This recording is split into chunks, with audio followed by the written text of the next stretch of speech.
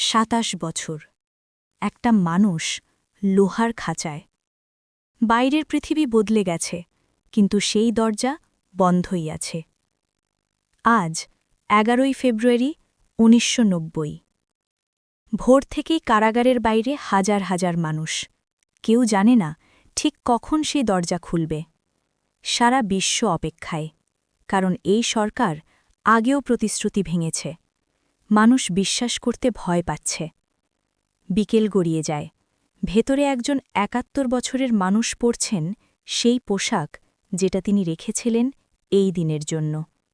তার হাত কাঁপছে না, কিন্তু বাইরের লক্ষ মানুষের বুক কাঁপছে।